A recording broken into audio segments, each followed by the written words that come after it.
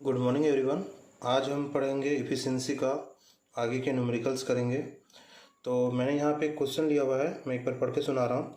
The efficiency of A 1000 kVA 110/220 volt 50 hertz single phase transformer is 98.5% at half load at 0.8 power factor leading and 98.8% at full load at unity power factor.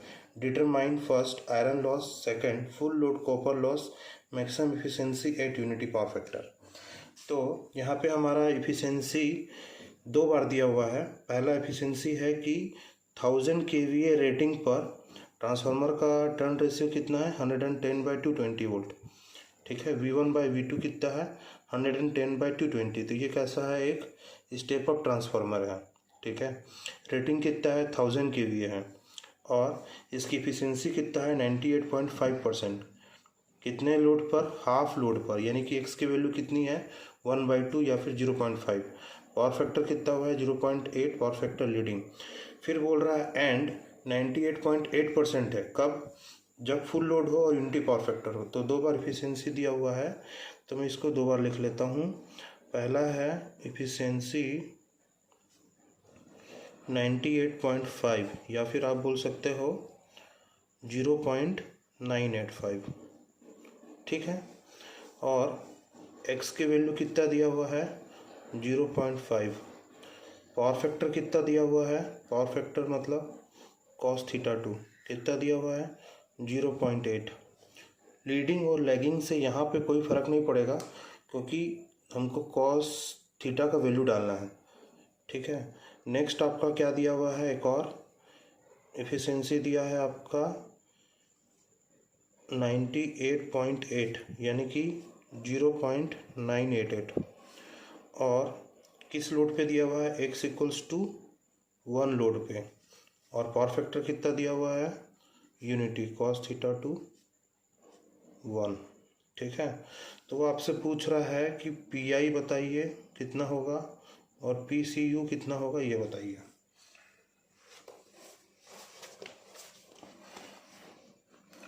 तो पहले तो आप equation लिखेंगे तो आपको समझ में आ जाएगा। तो पहले मैं इसके लिए एक इक्वेशन लिखता हूँ। तो यहाँ से ये हो जाएगा x times of V2I2 cos θ2 divide by x times of V2I2 cos θ2 plus of iron loss plus of x² times of copper loss. तो ये एफिशिएंसी आपको कितना दिया हुआ है, 0.985। x का वैल्यू कितना है, 0.5।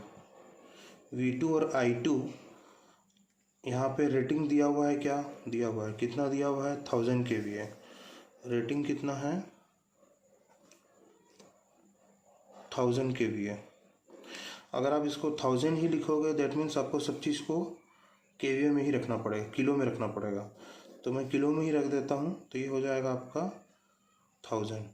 cos θ2 यानी कि पावर फैक्टर कितना दिया हुआ है, 0.8। ठीक है, नीचे में भी सेम वही हो जाएगा, 0.5 into 1000 into 0.8 plus iron loss निकालना है। तो PI x का वैल्यू यहाँ पे कितना है, 0.5 का स्क्वायर टाइम्स ऑफ PCU। इसको आप सॉल्व करोगे तो आपको एक इक्वेशन मिलेगा। ठीक है, इसको सॉल्व करोगे तो आपको एक इक्वेशन मिलेगा। फिर नेक्स्ट आपको यहाँ से लिखना है, तो ये कितना हो जाएगा, 0.988। सेम फिर परफेक्ट क्या बोलते हैं, परसेंटेज ऑफ लोड कितना दिया हुआ है, 1। कितना हो जाएगा ये, 1000। पावर फैक्टर कितना दिया हुआ है, 1। ये कितना हो जाएगा, 1 इंटू 1000 इंटू 1। आयरन लॉस अभी नहीं पता है और x² यहाँ पे कितना है, 1। तो 1 का स्क्वायर इंटू PCU। यहाँ से आपको मिल जाएगा दूसरा इक्वेशन। तो आपको इनको सॉल्व करना पड़ेगा। Solving equation first and second, we get PI = 2 and PCU = 2। तो जब आप इनको सॉल्व करेंगे तो आपको पहला इक्वेशन मिलेगा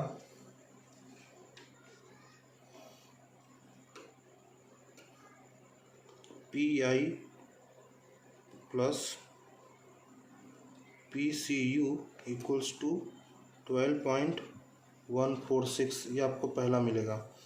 सेकंड मिलेगा आपको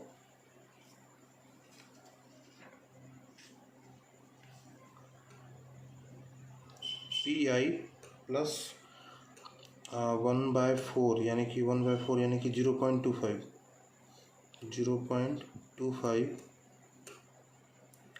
PCU इक्वल्स टू 6.091, ये आपको मिलेगा second equation.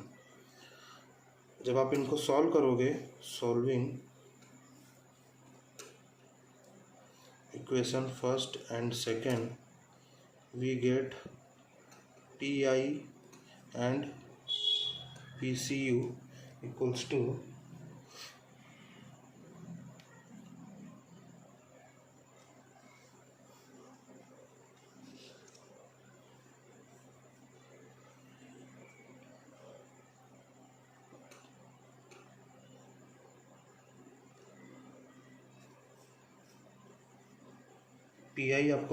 8.073 kilowatt and PCU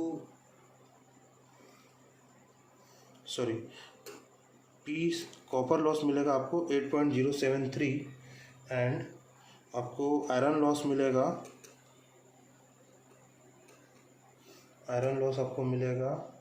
4.073 kilowatt. Iron loss हमेशा आपको कम मिलेगा, ठीक है, कॉपर लॉस आपको ज़्यादा मिलेगा, ठीक है। तो आयरन लॉस आपको मिला 4.073 किलोवाट, कॉपर लॉस आपको मिला 8.073 किलोवाट। तो ये हो गया आपका फर्स्ट पार्ट और ये सेकंड पार्ट। नेक्स्ट अब हमको करना है, अब थर्ड पार्ट हमको निकालना है मैक्सिमम एफिशिएंसी। तो मैक्सिमम एफिशिएंसी किस कंडीशन पे मिलता है? Maximum efficiency occurs at iron loss is equals to copper loss। कब मिलता है? when iron loss is equals to copper loss, that means PI is equals to PCU। ठीक, इसका दूसरा मतलब ये हुआ कि कॉपर लॉस आयरन लॉस के इक्वल होता है। क्या बोला मैंने? कॉपर लॉस आयरन लॉस के इक्वल होता है, लेकिन आयरन लॉस कॉपर लॉस के इक्वल नहीं होता है।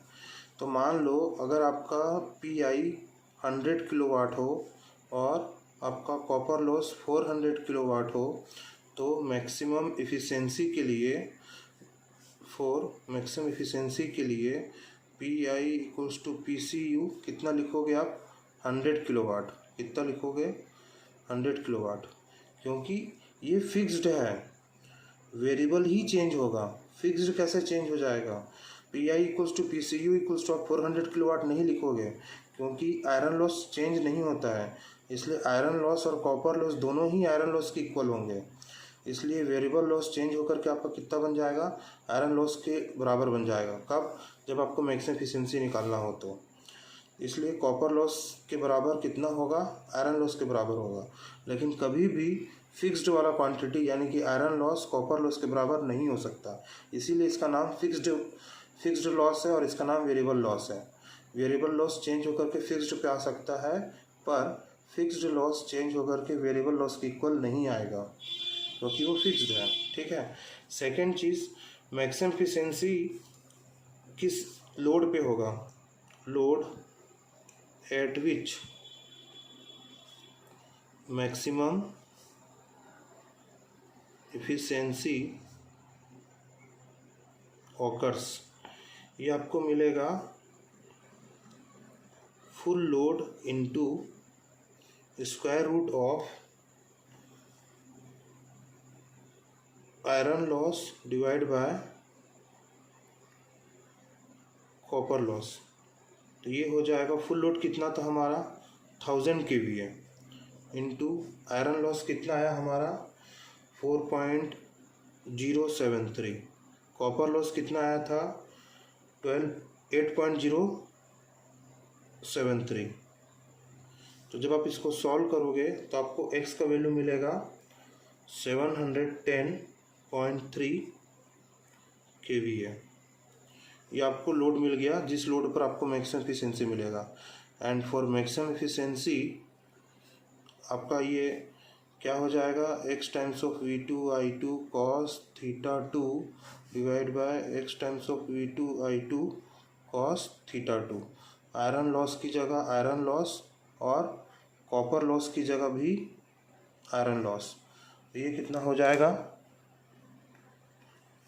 ये कितना हो जाएगा x times of V2I2 cos of θ2, फिर ये भी हो जाएगा x times of V2I2 cos θ2 plus 2 times of PI। तो ये जो टोटल है, इस टोटल में से मैंने एक्स ऑफ लोड ये निकाल चुका है। कितना आया है वो 710.3। तो ये कितना हो जाएगा 710.3 cos θ2 यानी कि पावर फैक्टर। अब ये पावर फैक्टर कितना पूछा है, यूनिटी पावर फैक्टर पे पूछा है, maximum efficiency eight unity power factor. तो इसका वैल्यू हो जाएगा 1। तो ये हो जाएगा 710.3 into 1 plus iron loss 2 times.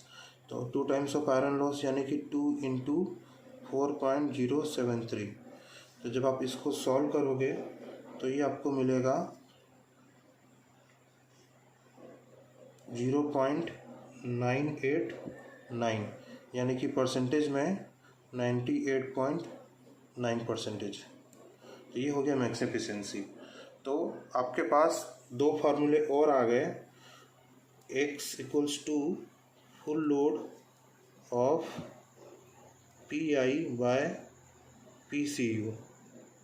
ये किसका फार्मूला है, load at which maximum efficiency occurs. और एक फार्मूला है आपका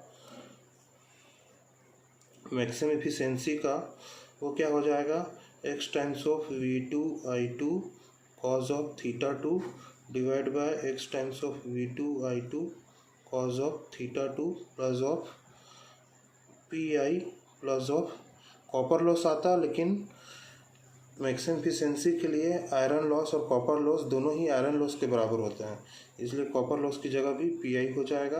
तो ये यहाँ से हो जाएगा x times of V2I2 cos of θ2 divide by x times of V2I2 cos of θ2 plus of 2 times of PI। तो ये फार्मूले भी आपको दोनों को ध्यान रखना है, ठीक है। नेक्स्ट वीडियो में हम कौन कौन से टॉपिक पढ़ेंगे, कंस्ट्रक्शन ऑफ ट्रांसफार्मर और phasor diagram at no load. बस ये दो टॉपिक और बचे हैं, फिर ही आपका ट्रांसफार्मर कंप्लीट हो जाएगा। फिर मिलते हैं हम नेक्स्ट वीडियो में, ठीक है। तब तक के लिए बाय बाय।